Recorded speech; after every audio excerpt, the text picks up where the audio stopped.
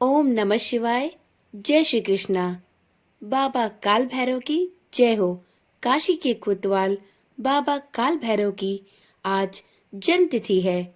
ऐसा माना जाता है कि कृष्ण पक्ष की अष्टमी तिथि को बाबा काल भैरव का जन्म हुआ था।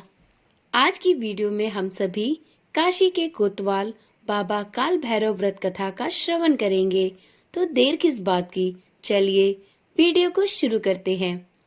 शिव पुराण के अनुसार कृष्ण पक्ष की अष्टमी तिथि को काल भैरव का जन्म हुआ था।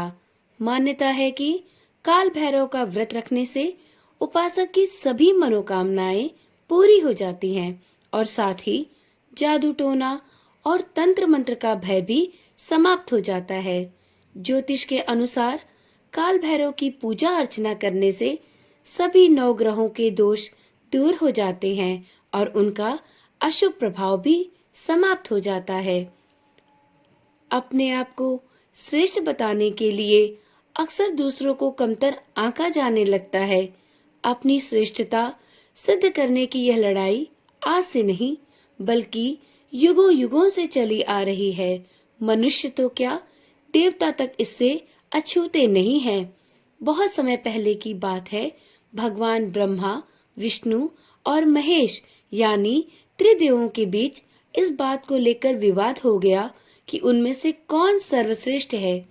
विवाद को सुलझाने के लिए समस्त देवी देवताओं की सभा बुलाई गई।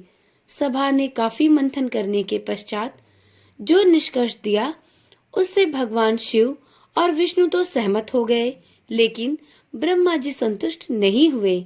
यहाँ तक कि भगवान शिव को अपमानित करने का भी प्रयास किया, जिससे भगवान शिव अत्यंत क्रोधित हो गए।